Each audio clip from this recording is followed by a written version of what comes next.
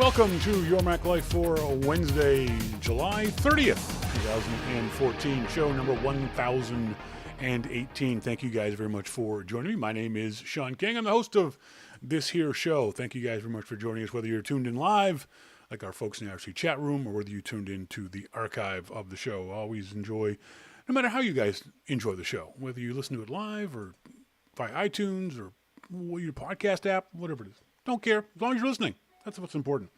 Thanks very much for joining me.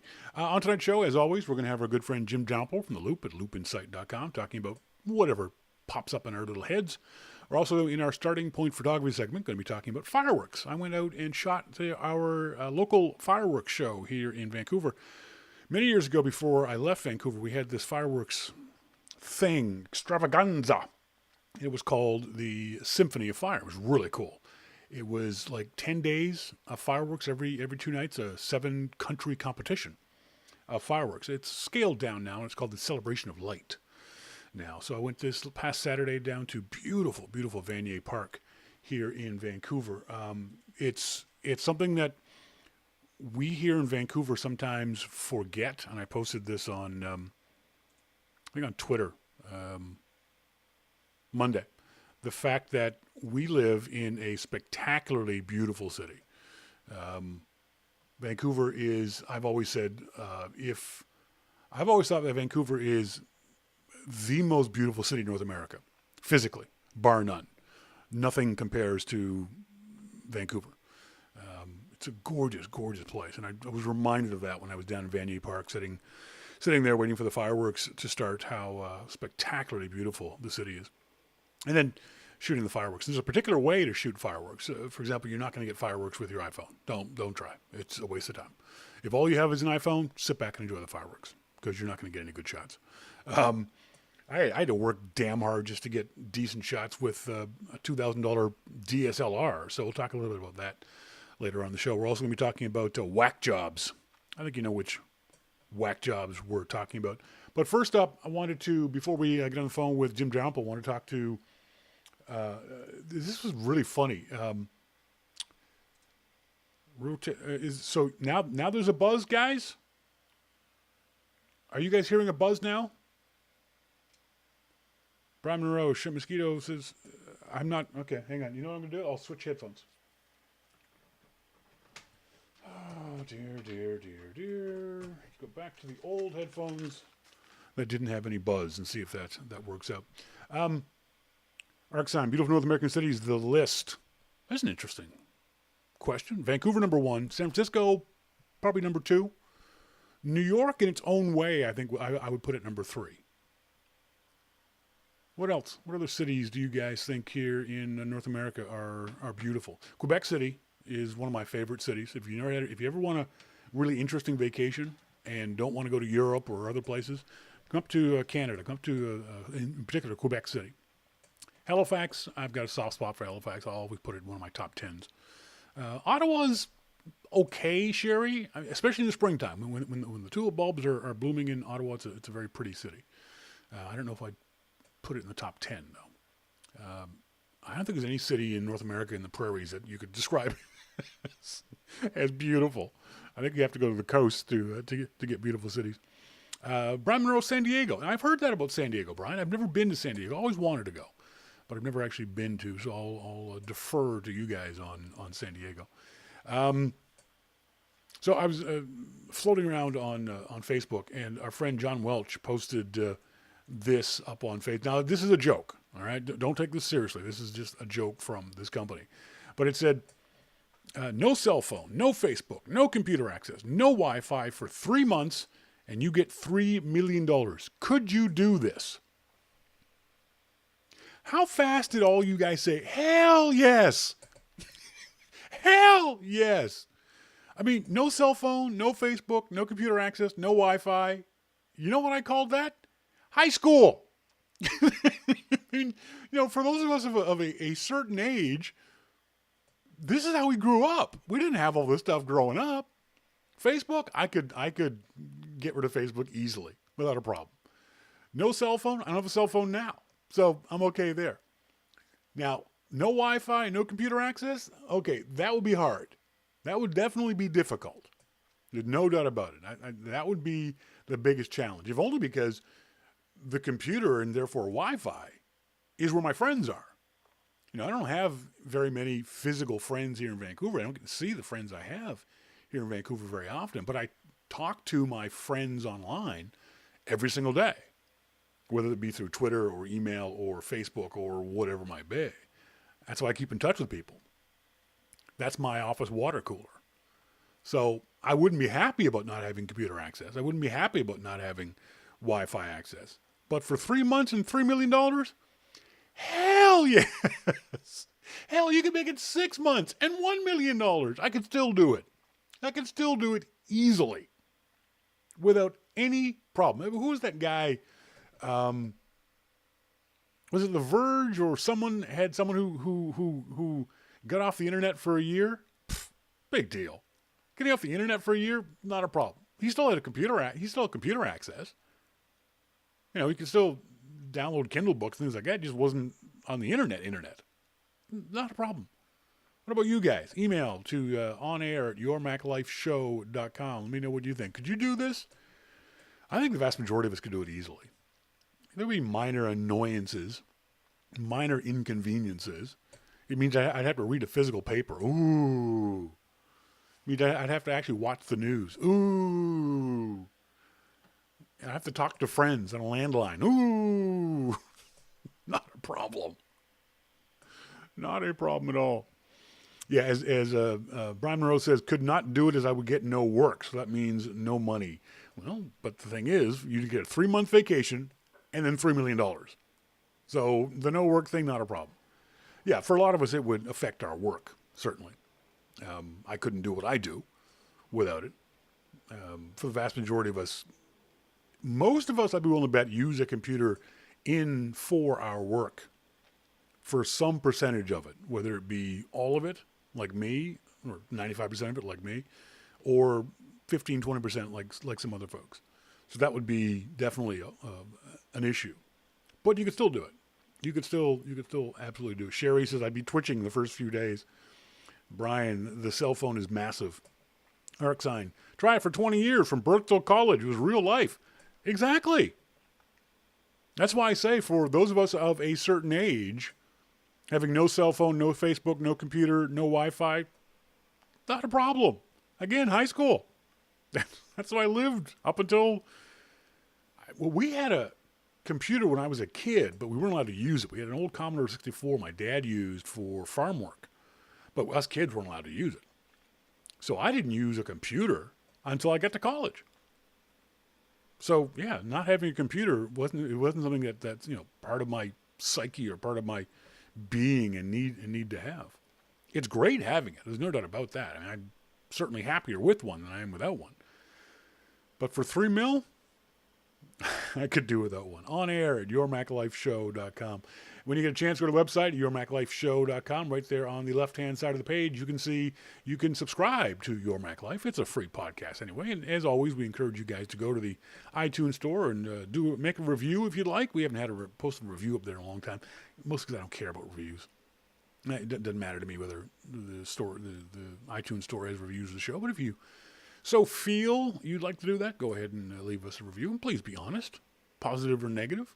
If you're negative, send me an email. Let me know what the negativity is. But do a review if you'd like. You can subscribe to the show at $2, $5, $10, $15, whatever it is you'd like a month. And that comes out of your credit card automatically, whether it's your credit card or your PayPal account. Comes to us. And because of the contest we have, we draw names on occasion on the show for various contest prizes. And your name goes into the hat automatically as long as you're a subscriber to Your Mac Life. If you choose not to subscribe, that's fine. I don't like you as much, but that's fine. You can go to the website at yourmaclifeshow.com. Right there at the top of the page, there is a Friends of YML contest entry form. You fill that entry form out. It sends me an email. I drop your name into the virtual hat. It's real easy to do. Jimmy Newton, sorry I'm late. Is the video Google Plus working? Jimmy Newton, it is, but he can't hear me because he's not listening to the show. So I guess that was kind of stupid, Shawn. Yes, the Hangout is working, so please send that along. Alan Megreg says, web page leads to only pre-program 11 minutes.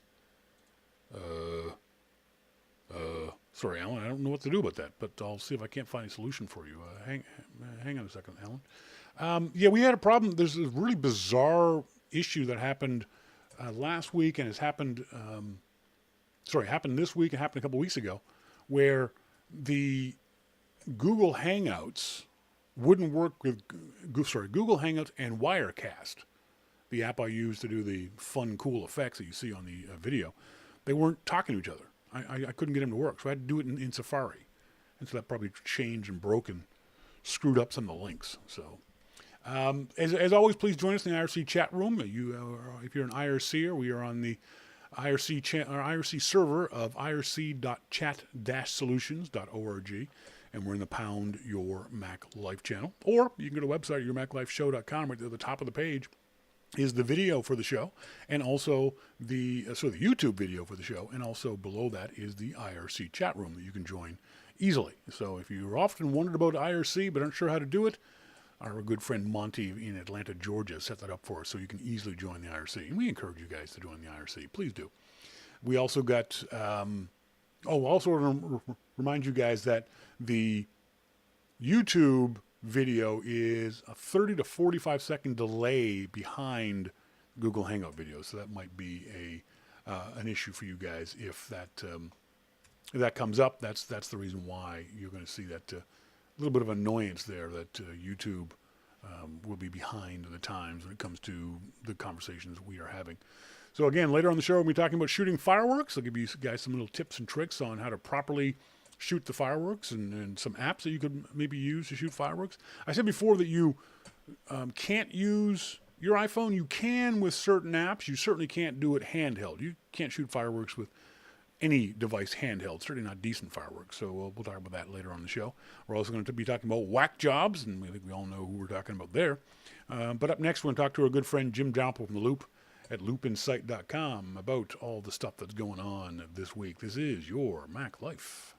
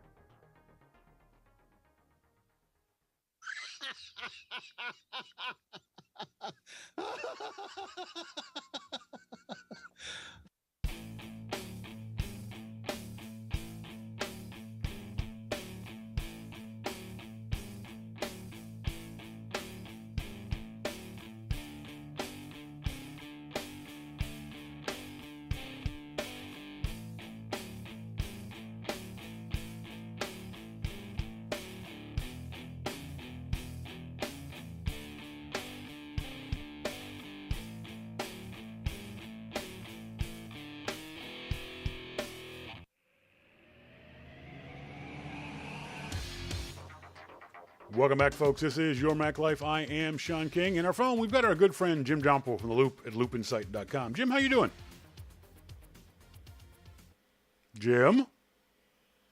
Yes? Oh, there he is. I just got to turn the volume up. That helps. There's all these buttons. I get so confused. How you been? It's, it makes me sad every time you do that. I've been doing this for 20 years. I still can't get the frickin' buttons right. I know, Well, no. To be in my defense, you've seen a mixing board. This is a 4-port mixing board with 64 buttons on it. That's why. Why is there 64 buttons on this thing? Well, because they expect most people to know how to read. All right, fair point. Let's talk about some of the news of the week. Interesting story on The Loop at loopinsight.com was some guy ripped off the Apple Store. What was that all about? Well, apparently this guy went into the Apple Store and bought like $7,000 worth of stuff, and his debit card was declined or his credit card was declined. So he called pretended to call the credit card company, got an authorization number, and they gave him the stuff. And he did this like 40 times, and he never had any money. He just kept doing it, and they kept giving him the gear. So you got to have solid gold cojones to try to pull that off, man. I mean, you just got to be the bravest guy in the world to go, you know what? I think I'll try this. I know. Well, as soon as I get off the phone with you, I'm heading to the Apple store to get some free gear. $309,000 of Apple gear. Yeah. Now, over a bunch. I assume a bunch of stores, and what was 40 times that he did it. So now one of the things is, it says accused of scamming Apple out of the money. Yeah, in a big picture kind of way, but he kind of scammed a bunch of dumb employees, didn't he? Well, I don't understand how it happened myself, because, are the employees supposed to check the credit cards themselves, or, I don't know. Yeah. I don't know. 42 times, 16 states. He allegedly tricked Apple clerks in 16 states into accepting meaningless override codes. He's accused of hitting the Brandon, Florida store twice, along with stores in Orlando, Wellington, and Boca Raton. 24 years old. This man's got a future. Oh, he's definitely got a future. I mean, I thought every company out there should be wanting to hire him. That's just amazing that this would work. I mean, you'd think that it shouldn't work, but apparently from reading the story, all it is he gave them a random number, and the employees punched in the random number, and because it automatically overrode the system, he was able to wander off. Yep. According to the U.S. Attorney General's office in New Jersey, any combination of digits will override the code denials. Are you kidding me? Really? Wow. Good that we're so secure. Yeah, exactly. It's a little bit scary, isn't it? It's a little bit scary that the security is so lax. But that being said, I mean, isn't it true that this is an issue in a lot of different ways? In the point of view, when's the last time someone asked you for ID when you use your credit card? Never. Now, in Canada, it's a little bit different. Canada and Europe, it's a little bit different from the point of view that we have what they call chip and pin, which is quite often there's these terminals where you stick your card in, and because your card has got a little computer chip on it, and then you put your PIN number in, they don't need to ask you for ID because, in theory, only you know what your PIN number is. But down in the States, you often just give them the guy that kidnapped you and held your hostage and tortured you until you gave them the number. Exactly. But down in the States, that's not the case at all. All you're supposed to do is show them the card. They're supposed to check the signature on the back, which they never do, against the signature on the card, which they never do. Yep. It's a bit of a concern. It's less of a concern for the average person from the point of view of most credit card companies. If something bad happens, I've had this happen. Someone bought a motorcycle helmet on my debit card down in the States. Most of the time, I got to believe, probably 95% of the time, they reverse those charges instantly, and you're not on the hook for any of the charges. If you get an a-hole at your credit card company, they might push back on that. But for the most part, it's lax security because the credit card companies allow lax security. Yeah. Because they want people to use the card, and then the amount that gets stolen, that's okay with them. P. Booth just writes, none of my cards are signed, he says in the IRC chat room. I just looked at the back of my card, and it looks like it was signed, but it's been rubbed off ever since. How about you? Are the back of your cards signed? Actually, mine rubbed off too. Yeah. So no. It becomes a moot point after a while, but it's a little. One of the disturbing things I found out, I needed to get a new birth certificate from the Grace Maternity Hospital in Halifax, and Jim knows this hospital. That's the hospital where Jim was born. That's the hospital where I was born. To be fair, it's the hospital where everyone in Halifax is born. It's the only one. Yeah. It's the only maternity hospital in Halifax, or it was when we were kids. So I had to. I need a new birth certificate. So I go to the website. I fill out a form. They're going to send me a birth certificate. I'm like, no, it shouldn't be this easy. I should not be able to get my birth certificate simply by knowing my birth date. and my mother's name. That's not right. I'm surprised you can spell your mother's name. Oh, come on now. It's wait, I'm not going to say it out loud. Hey, hang on a second. You almost tricked me there, pal. You almost got me. Speaking of almost got me, our good friend, I thought he was dead. John C. Dvorak, the real Dvorak, has crawled out of his hidey hole and has written a screed on PCMag.com. I'm not giving you the link, folks. You can go to PCMag.com and look for it, or any Apple website, because everyone's up in arms about this. The Apple iTime is destined to fail. Dvorak can't even get the name right, let alone anything else. Jim, you and I have been around a long time. We've known of and possibly known Dvorak for at least 20 years now. This is him coming out of the woodwork after, I think, not writing anything like this in at least months, if not years, doing the same old shtick he's always done, isn't it? Yeah. Well, you know what? I saw the article today. Somebody posted it on Twitter. Yep. And I clicked on it. And it's one of those times where you click on a link and you're not really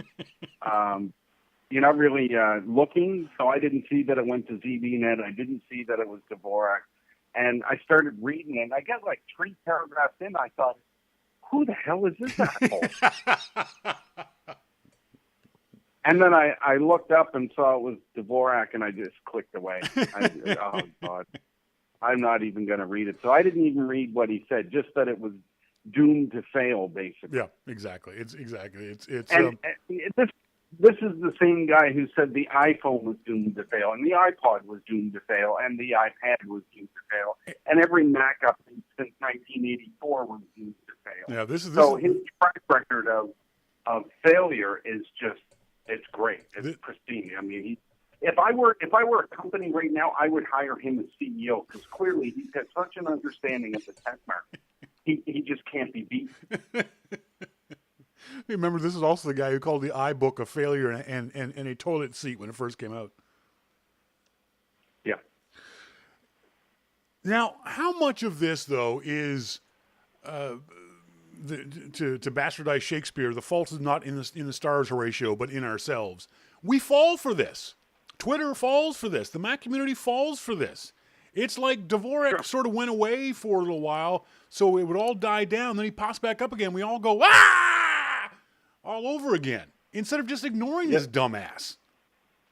Well, I didn't link to it, and I won't. Yeah, just me neither.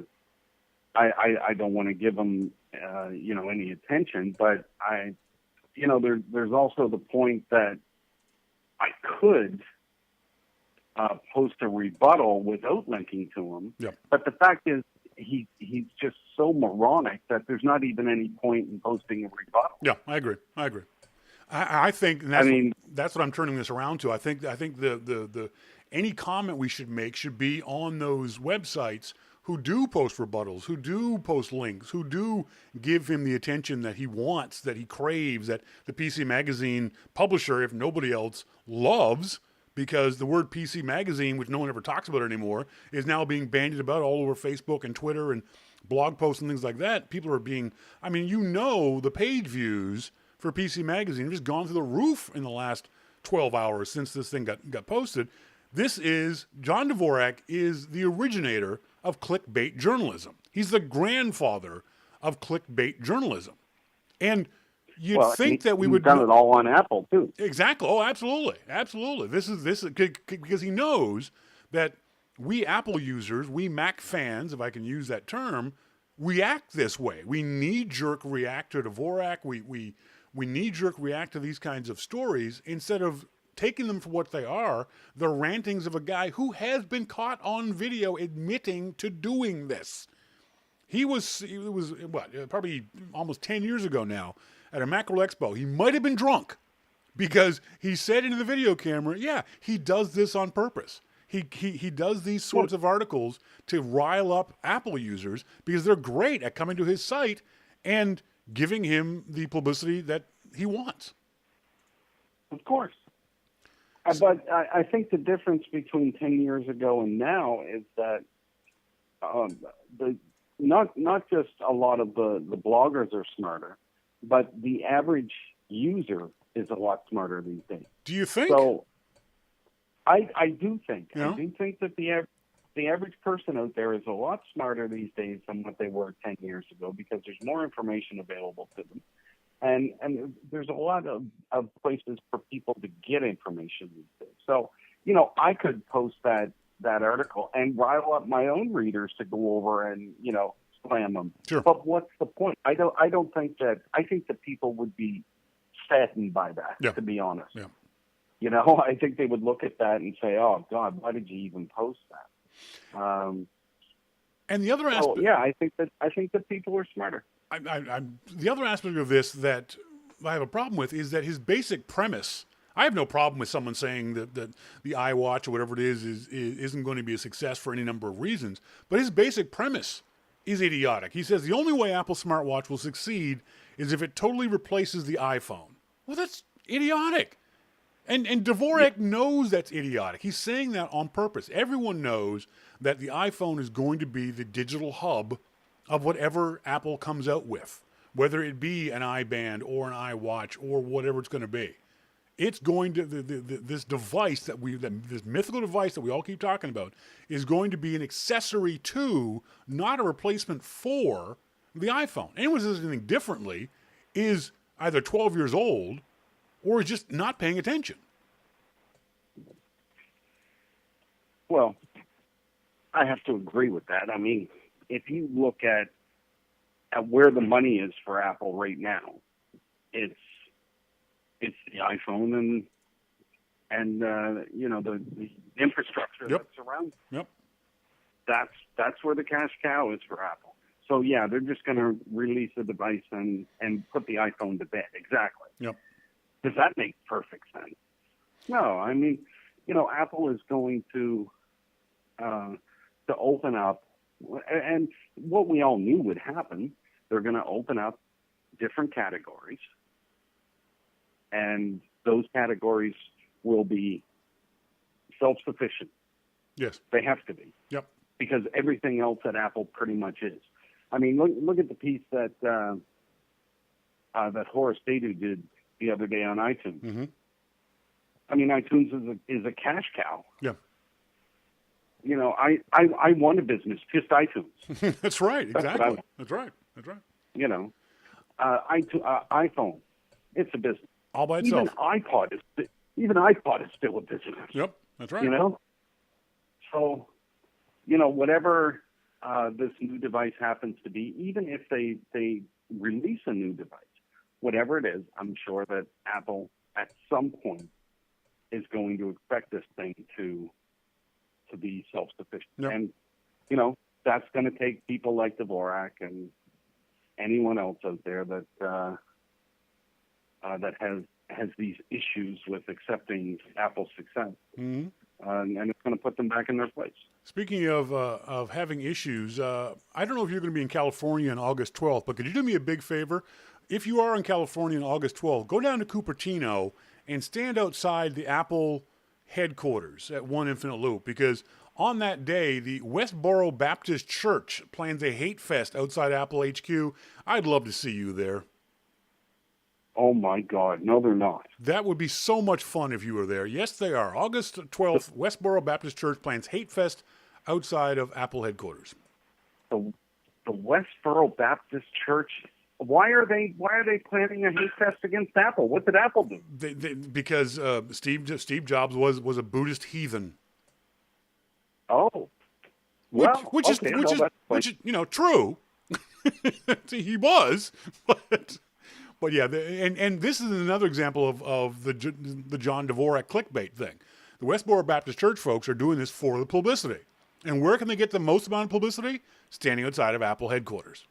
And the media, myself right now, and every website that's linked to this that has talked about this is giving them the exact publicity they want.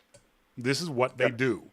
This is what they crave. And in their sick sort of way, are very effective at getting publicity for their church. Well, if that's what what gets them going in the morning, then hey, We talked about this. I'm not going to give. We talked about this off the top of the show, and want to get your opinion. Our friend John Welch posted this up on Facebook. This is a joke. Now, I want to make that clear to anyone watching or listening. This is certainly a joke. No cell phone, no Facebook, no computer access, no Wi-Fi for 3 months, and you get $3 million. Could you do it? Yes. How hard would it be? It'd be easy, wouldn't it? If you offer me $10, screw you. You know what? I anything under $3 million, I'd punch you in the face just for insulting. No, now come on. Now you would do it for $1 million. No. Really? $1 million? You already said 3, so now I'm sticking to 3. Sorry, Jim, you're wandering around and breaking up. What was that?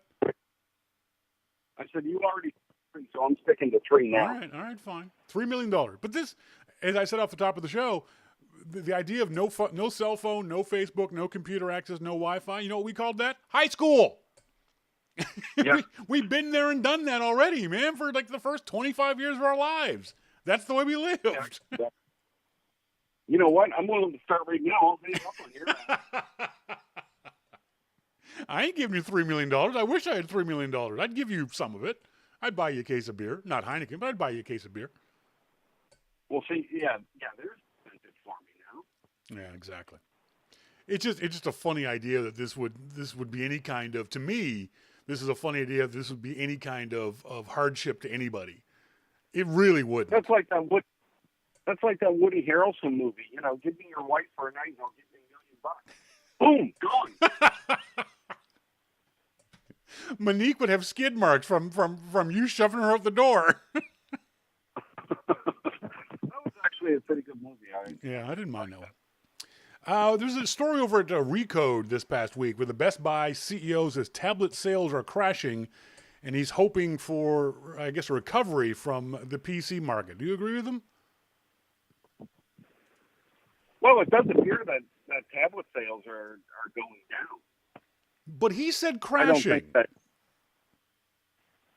Well, I don't know if they're crashing. Yeah. I mean, maybe, you know, he sees on a wider basis than what we do. Yeah. But, I mean, I don't think Apples are crashing. Apples are down. Yeah. I mean, that's in a quarter when iPhone is up and Macs are up and iPad is down. I mean, there's a couple of things that can contribute to something like that happening. You know, not having a refresh of a product that, you know, is worthwhile for people to go out and buy. Mm-hmm. But, you know, we talked about this last week too, that I think people view their iPad more as a PC than what they do their phone. So they're willing to go out and refresh their phone. I don't know if they're willing to do that with an iPad. I would ask the Best Buy CEO when he says tablets sales are crashing, and crashing is a very specific kind of word when you're talking about business. Does he mean all tablets, or does he mean slowing for the iPad and crashing for other tablets? I can see that. I can certainly see that tablet sales are slowing. We've seen that with the iPad the last 2 quarters. But I'd be willing to bet that the crashing part is coming from other tablets. I can guarantee you, if iPad sales are slowing a little bit, 9%, 10%, whatever it might be, sales of a Samsung tablet or of a Microsoft tablet or everyone else's, those are crashing significantly worse. Well, I don't know that Microsoft sells any tablets, do they? Now they advertise them, but I don't know that they sell any. Now, there was one interesting article or a piece in this article that I don't see a lot of folks picking up on. We all know what showrooming is. It's going into a store and checking out the price and then checking it online on Amazon.com and then ordering it from Amazon.com. But do you notice that he said they would match Amazon prices right there in the store? I think that's a big deal. They've said this in the past before, but I think this is the first time the CEO has said in an interview, yeah, we will right there in the store match prices from Amazon.com. I think it's a big deal. I don't think it's going to save Best Buy, but I think it's a big deal for Best Buy. It is a big deal. I think it's it's a big deal for anybody. Yeah. It's a really good price. Because it's certainly one of the reasons why a lot of us will still go into a big box store of any kind, let alone electronics, is so we can feel the things, so we can play with the buttons, so we can see the device itself, see whether it has the right HDMI ports or the right configuration for whatever we're thinking of using. And then a lot of folks will do showrooming. They will go on Amazon.com, sometimes right there in the store, using the store's Wi-Fi. They will look this stuff up on Amazon. But I would still, a lot of times, want to go into a store and see this. But if I can get it that same day from Best Buy at the Amazon price, I'm going to do that. I absolutely would do that. But the question is, how much is Best Buy going to lose? Exactly. Will this? I don't think it's going to save Best Buy. I think it's only a matter of time before Best Buy, like most of the other big box electronic stores, goes under for any number of reasons. Yeah. The news this week that Apple confirmed that they had. We talked on last week's show that Apple said they had acquired 29 companies, of which we only knew about 9 of them. Well, it turns out this week we learned about 2 others. 2 Apple acquisitions, booklamp.org and Swell. You've heard about these acquisitions. What do you think is happening here? Do you see anything going on behind the scenes with regards to these acquisitions? Well, I mean, I still think it's, with a lot of these things that Apple buys, that it's all about technology. Yeah. Technology and people. Yeah, they see something that they like, and they see what they're doing. They say, yeah, that would work well inside of this app, or that would work well inside of this service. Instead of, trying to duplicate that type of feature. Sorry, Jim, we're losing you again. And how's that? There you go, better. Instead of trying to duplicate a feature like that or technology, they'll just buy it and integrate it. Yeah, I agree. I think it's a faster way of Apple doing it. Back in the old days, Apple had a not in my backyard syndrome that crippled the company, and if it wasn't invented inside of one infinite loop, and Apple would ignore it. But I think it's pretty obvious that Tim Cook doesn't have that attitude. He comes from outside of Apple. He didn't grow up inside of Apple. So it feels like he thinks, hey, if there's a good idea out there that we're not already working on that we can't develop in the next 2 weeks, go and buy the talent. Now, none of this stuff means that whatever booklamp.org and whatever Swell was working on or is doing is going to be an Apple product next month. These are acquisitions that, if they are of the people, like we assume they are, won't see fruition for another 6 months or a year. These are not short-term things. Apple does these things long-term. So whatever they're working on for next year. Yeah, and they're going to be, I think, of a project. They're going to be a whole product on their own or anything like that. I don't think. Yeah, I agree. Because that.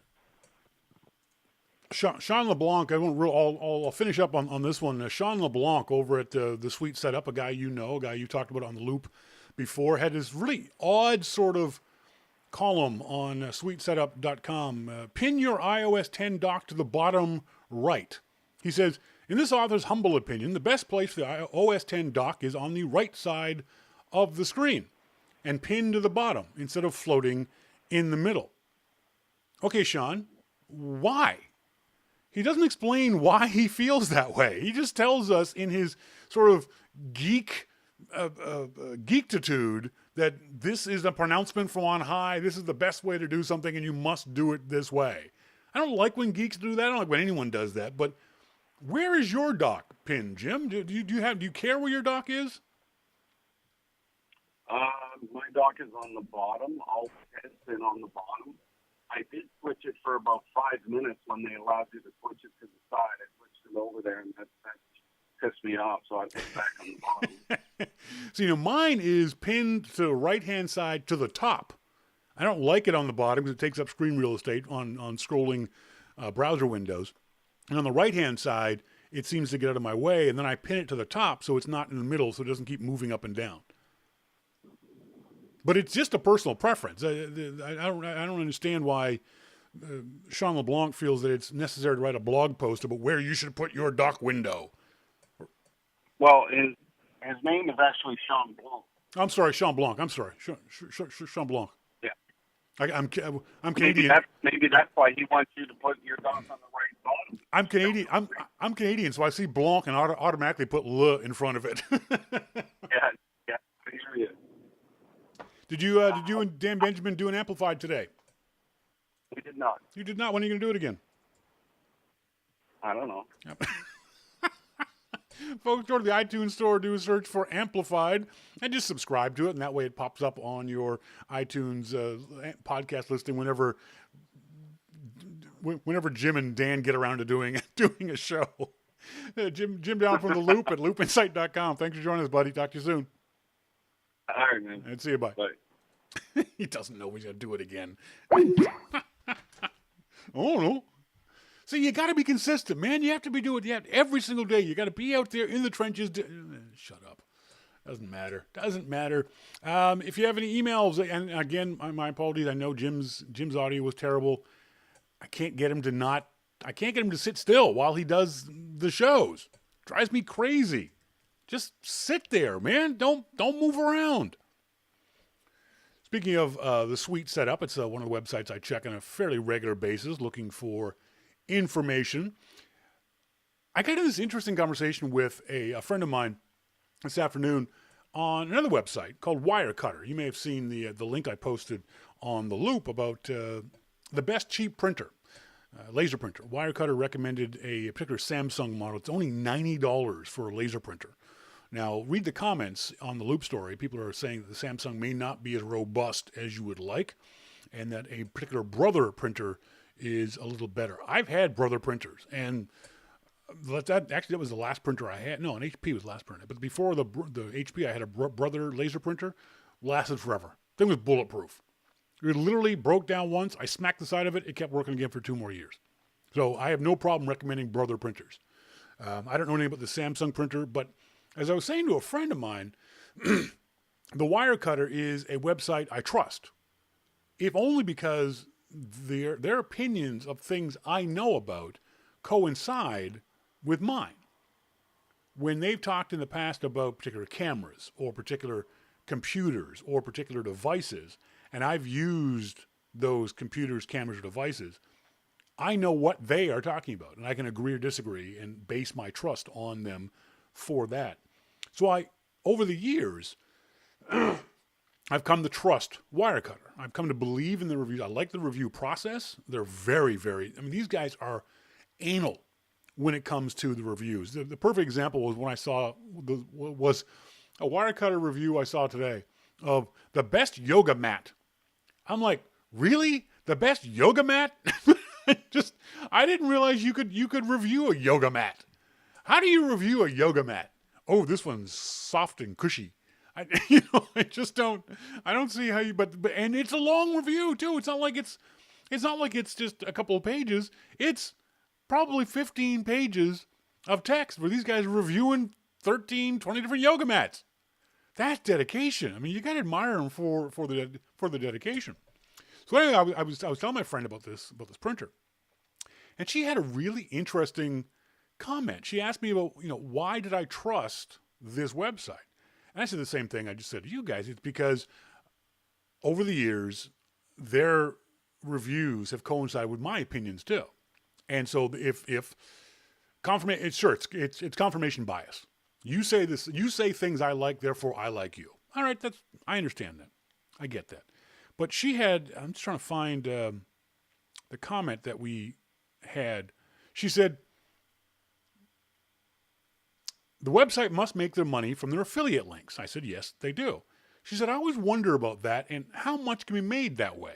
If you trust them, you must think they're legit despite their links. And I thought that was kind of odd. I said, what do you mean despite their links?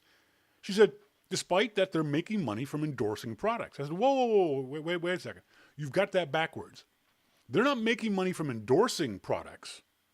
They're reviewing products and then making money from that. And I don't think it's hair splitting. I think she's looking at the process backwards from the way they are working. I said, no, they're making money from doing reviews, having people trust them, and then buying the product through their links. They don't find products to link to and then review them. She said, well, it's all the same at the end of the day. People trust that they're giving honest reviews of products, but really, they're not at arm's length from the products they're reviewing if they're profiting from people trusting their opinions about them. That got me to think about that. I was really considering that for a while. I said, I would disagree with her, but I see your point. She says, if they didn't profit from their opinions, I could more easily trust them. It's just too easy to be influenced by easy money. And I would defend the Wirecutter on this point in that I don't believe that's what they're doing. I don't believe that, at least, I'm not saying this for all sites. I'm only saying it for yourmaclifeshow.com and wirecutter.com. The only two I'm talking about here. They're not influenced by easy money. From the point of view of there are easier ways to do this. They could just put a bunch of links up of the most popular products on Amazon.com and hope people buy them and they get their affiliate money. They're going through a very long, fairly rigorous process. You can read and you can see the process that they're going through. And I trust their process. If they happen to make money on it at the end of it, and I bought products from wirecutter.com using their affiliate links. I've got my own affiliate links. You know, I could very easily go and see the best yoga mat and then go to yourmaclifeshow.com, click on one of my affiliate links, and then buy the product. But because I want to help Wirecutter, I like Wirecutter, I will buy products from their website using their affiliate links. And I've never spoken to anyone at Wirecutter. I don't know any of them from the man in the moon. But I don't believe, from what I know of them, from what I've read from them and of them, that they are influenced in any way, shape, or form by the affiliate links on their websites. That may not be true. I don't know it for a fact. I'm saying I don't believe it. Brian Monroe says, so in ours, technical level or review of yoga mats? Yeah, but that's what they do for everything, Brian. If they're doing tests of hard drives, if they're doing tests of laptops, of routers, of spatulas, yes, they had a spatula review. The best spatula. The best air conditioner. I mean, it's a really surprisingly in-depth website when it comes to the kinds of things that these guys are willing to review. The best bed pillows, along with the best TVs. Seriously, they have the best spatula review. If you go to the website, wirecutter.com, right there, they have a link to the best spatula. And it's just as intensive as every other review they've got. 21 hours of reviewing spatulas they have on their website. So I don't think they're reviewing the spatula thinking, oh, goody, we're going to get all kinds of affiliate links from Amazon for this. I understand the mistrust, and it's a good skepticism that she has over websites in general, and certainly websites like this, especially websites that review things. yourmaclifeshow.com, on the left-hand side, I'm reminded of this because I just got another a check from Amazon.com for $100 because you guys went to yourmaclifeshow.com, clicked on one of our Amazon affiliate links, and then bought something, for which I'm eternally grateful. Thank you very much for doing that. If you're shopping on Amazon.com, if you come to yourmaclifeshow.com first, click on one of our links. Even if you don't buy that thing that you've clicked on, we get a percentage of whatever you've bought in that period of time. So you'll see the links. I'll just grab them, pull them up here. There's a link for a popular photography magazine. There's a link for the Epson R2000. There's a link for a great book I'm reading, Brunelleschi's Dome.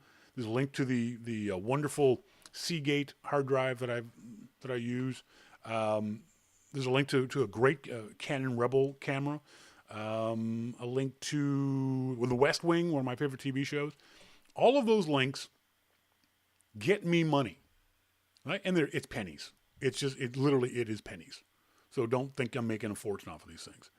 But they're all things that I've used or like or think you guys might be interested and use or like. These are products that I believe in. I may not have reviewed them, but they're things that I think are worthy of the audience. I'm not doing it because I think, oh yeah, I'll make X numbers of dollars off of that affiliate link. She was on to say, I know you don't like Consumer Reports. I do. They don't profit from their opinions. And I said, well, it's because I know too many times that Consumer Reports have screwed up their technology reviews.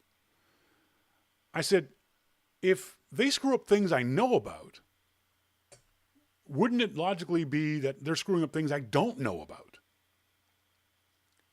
The iMac, the original iMac, they screwed it up. They said it didn't have an Ethernet port on it. It did. They said it was a knock that it didn't have that it had USB. Obviously not.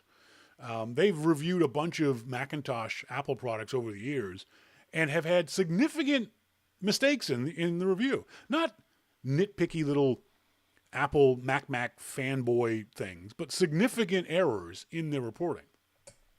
And it makes me think, well, if they're screwing up this, maybe they're screwing up cars too. Maybe they're screwing up toasters. Maybe they're screwing up, you know what I mean?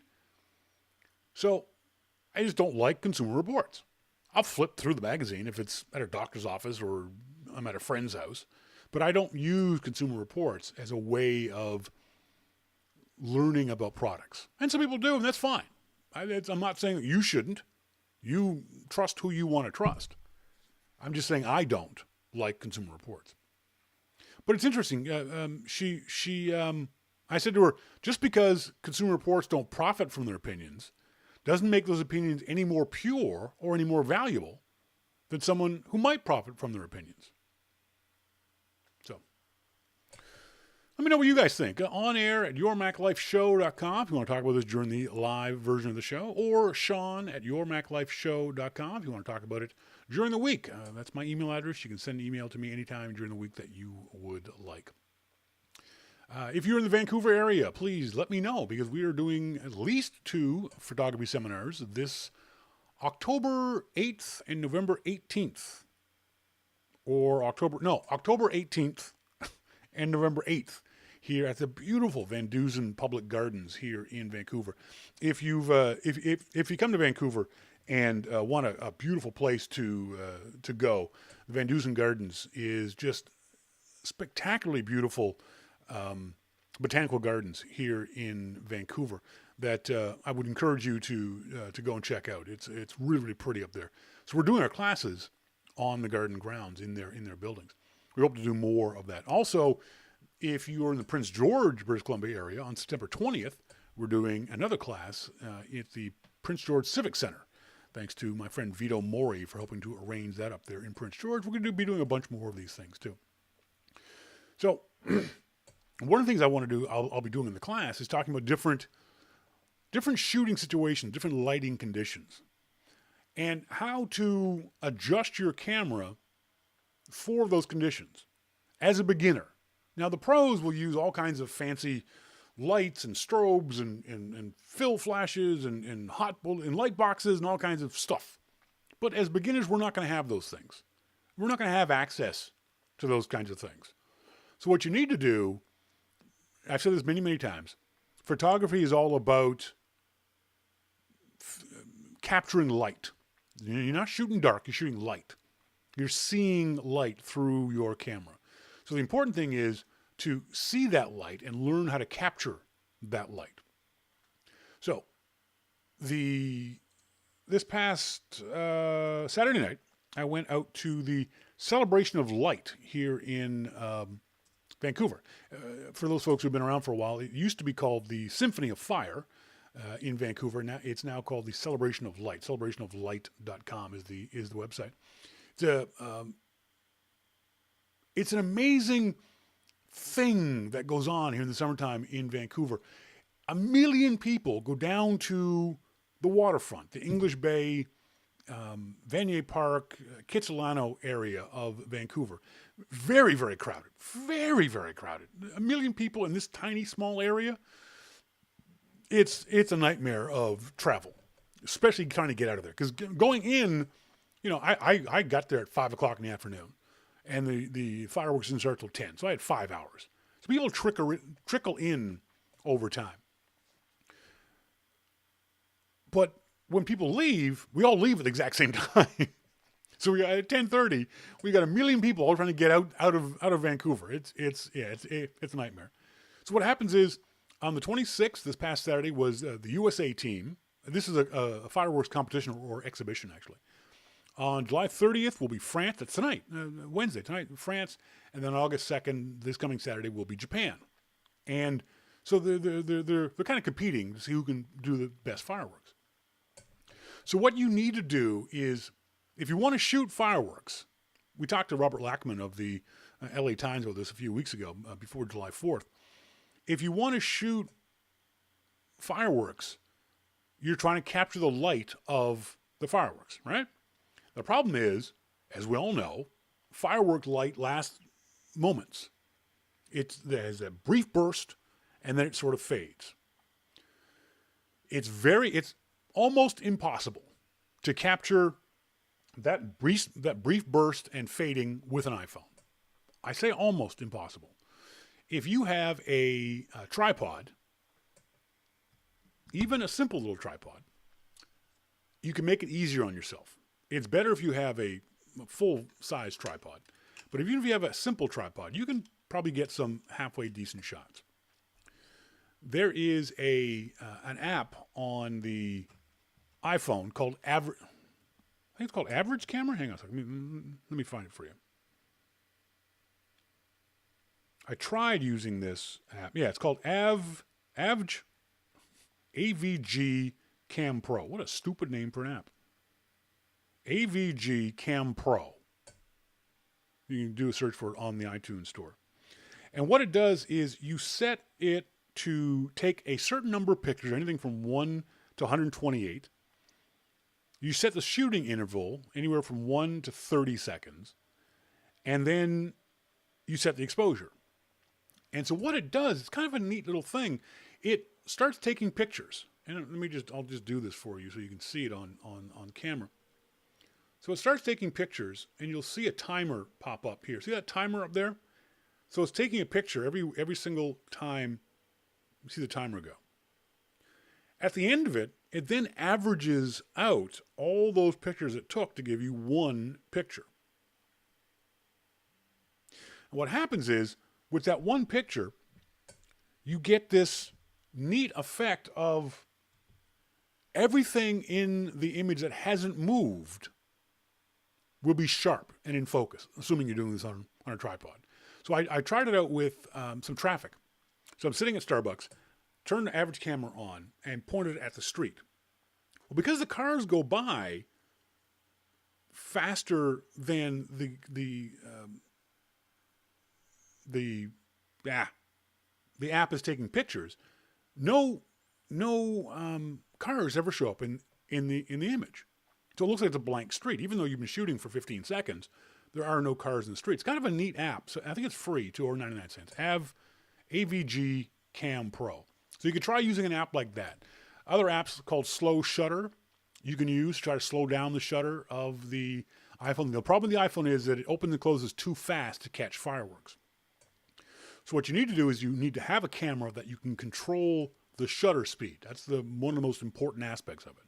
You have to be able to do a manual focus on your camera, and you can check your manual for your camera or check online for your camera to see if you can turn your camera into a manual focus. Now, in iOS 8 in the future, Apple has promised us we'll have those kinds of controls over our camera natively on the iPhone. But you can't do it right now with native things. There are apps where you can do it with. So you want to manually focus at a spot in the sky. Basically, you set your camera to infinity.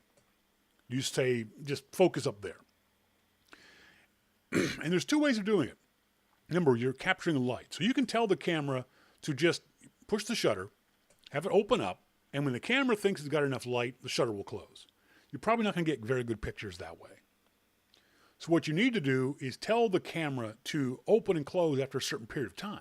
Say a quarter of a second, half a second, whatever it might be. What I did was I set my camera to this thing called bulb mode. And bulb mode, Brian Monroe says, hope you go over the subject again next year after iOS 8 is released? Oh yeah, I absolutely will. Bulb mode basically is I tell the camera to open up and stay open. Don't close. Don't do anything. I don't know why my... All right, that's weird. Hang on. Okay. So you can see in this picture of the fireworks that I took. Now this is in manual bulb mode. So I've got the other thing is you can't touch your camera in these kind of lighting conditions. Anytime a camera moves, you're introducing blur. So even pushing the button to hit the shutter and then pushing it again to make it stop makes the camera shake. So I was using a remote camera shutter, electronic camera shutter for my Nikon D50.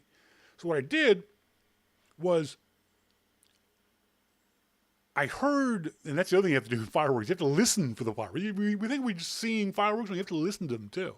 What you're doing is, if you're watching the video, I'll zoom in on, you can see here at the bottom, that's where the boat was, the barge for the fireworks. So I'm watching the barge. I've got my camera focused at a point in the sky, and I'm watching the barge. And when I see or hear the fire, the mortar of the fireworks go off, I open up the shutter of the camera. And then I wait about a second, 2 seconds, depending on my guess. And this is what I got. I got this, well, frankly, dark, blurry picture. Not blurry, but certainly dark picture. And this happened for every picture I took. All the pictures of the fireworks that I took were dark and blurry. Sorry, dark, not necessarily blurry. So normally you'd look at these kinds of things and you go, shoot, they didn't come out. That sucks. And maybe back in the old days, you'd throw these pictures away, whether they were on film or whether they were digital. But now with the software that we have nowadays, whether it be iPhoto or Aperture or Lightroom or Photoshop or Pixelmator or Snap Heel software, there's all kinds of software out there where you can recover a lot of the detail in these photos, especially in underexposed photos. MacMan says you can fix that in post if you shoot RAW. Damn straight, buddy. That's what I was doing. I was shooting RAW, and fixing it in post meant this.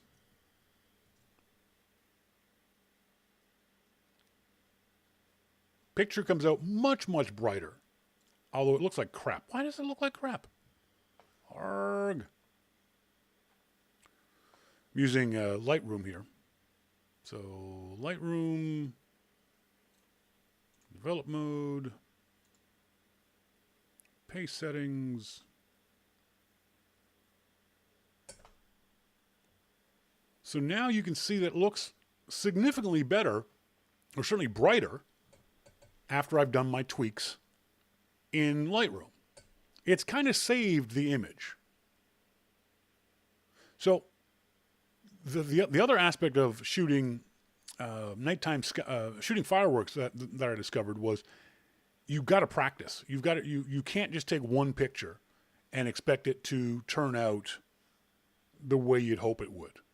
You've got to take I probably took 400 pictures over the half hour of the shooting. You have to take a lot of photos and then go back and look at them later and think, okay, what happened here? Why didn't this work? What would I do differently? For all these photos that came out, I would definitely like to go again probably this Saturday and shoot again with different settings on my camera to see if I can get a little bit better. One of the issues I have is if you see on the zoomed in version, these light trails didn't come out the way I wanted them to. So what I would do is probably do even a slower shutter speed on some of these shots than I did with the bulb mode that I was using. But you can get some pretty good shots using a point and shoot camera, using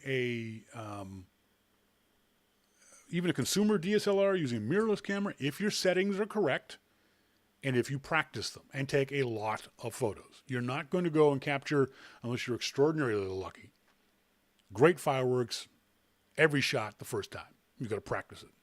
And that's why I like the celebration of light, because I can practice it. I've got last Saturday night, I've got this coming Saturday night, maybe, I think there's another one, maybe Monday or Wednesday.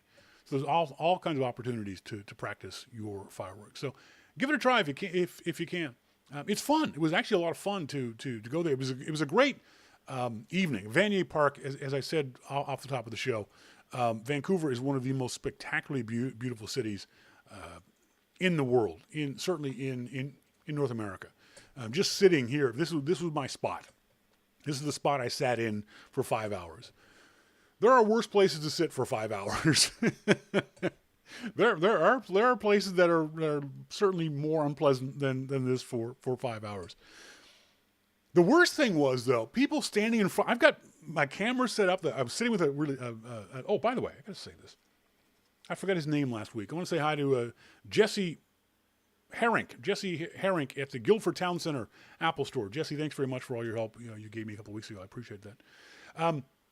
So I'm just sitting there, and there's a very nice Australian guy, Ben. We both got our cameras set up. We both got our tripods set up. We're obviously cameras pointed into the sky, and people would stop and stand directly in front of us. Directly in front of us. Excuse me. Yeah, could you? Thanks very much. The worst was this guy who shows up at 8:30. Now, the fireworks start at 10. There's already at 8:30 probably 750,000 people down here on the waterfront. This guy shows up with his 4 kids, and his 4 kids stop directly in front of us. Now, luckily enough, they sat down on the rocks in front of us. Great, not a problem. You can actually see in some of the shots, you can see the kids' heads. That's okay. So then he goes and sits down on the bench next to me. Okay, fine, not a problem. Great. So fireworks start, and Ben and I are taking pictures, and then this douchebag stands up, walks in front of our cameras, and stands there. And now I'm like, dude, excuse me, sir, would you mind crouching down? Sir, excuse me, would you mind crouching down? Sir, please crouch down. The guy turned, looked at me over his shoulder, and flipped me off. I'm sorry, you just did what? You just flipped me off? Because I pleasantly asked you to please crouch down with your children? My next statement was this. You do that again, I'm shoving that thing up your ass. He crouched down, and he stayed down for the rest of the fireworks. What an asshole! You standing up in front of me, you saw my camera. You saw me taking pictures. You were sitting next to me. You jerk off. Oh, God. Got me so worked up. So worked up. Emails. If you want to send emails to the show, on air at yourmaclifeshow.com. Always, as always, love getting emails from you guys. Got an email. I have a first generation Apple TV. This is from Michael. With a 40 gigabyte hard drive. Seems to be having trouble syncing with iTunes on my MacBook Pro running OS X 6.8. It's nearly 5 years old, so I'm considering replacing it. I had thought I read a rumor, oh God, that a new version of the Apple TV was coming. Anyone have a suggestion about when to buy? Brian Monroe, this is Vancouver. Canadians supposed to be so nice. Yeah, Canadians aren't nice.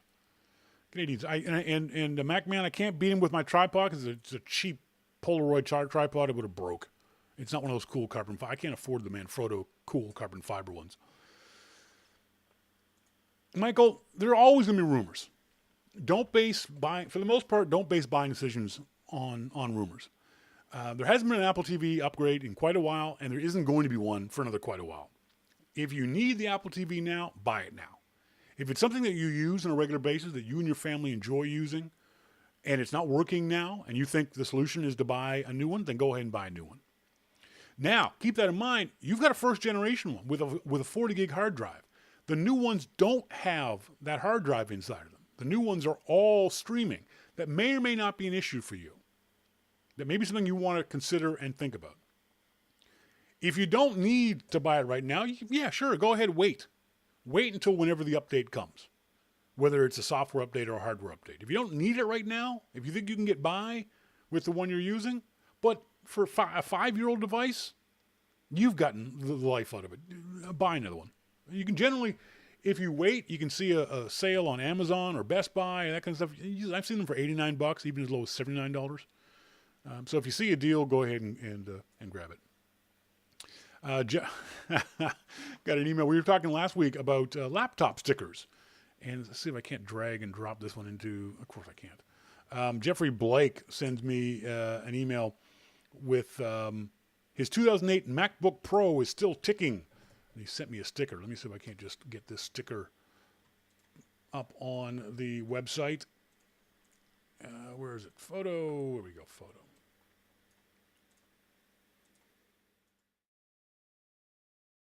So there's Jeffrey's sticker. Love wins and stay strong. I like that. Look how beat up Jeffrey. Oh my God! Look how beat up your MacBook is. You've got a giant crease down the center of it. Have you been jumping on it? Well, why does your oh sorry, hang on. Why does your MacBook look like that, dude? MacMan, what the hell did he do to that thing? His shadow. Wow. I'm surprised that thing is still working, dude. You've beaten the crap out of it. Absolutely beating the crap out of it. Oops. Another question. We've got a question. Come on. From Jack Rogers. I'm doing remote FileMaker consulting with a phone call during the consulting. I just burned 2 hours of cell phone time. I wonder if Skype or other internet connections might work. Any ideas or reviews of various operations? Yeah, Skype would work. I don't have, as I said before, I don't have a cell phone. I haven't had a cell phone in a while. I use Skype when I'm here. I've got a landline phone from Shaw, Canada, only because it came with the package I bought. I've got the ringer turned off.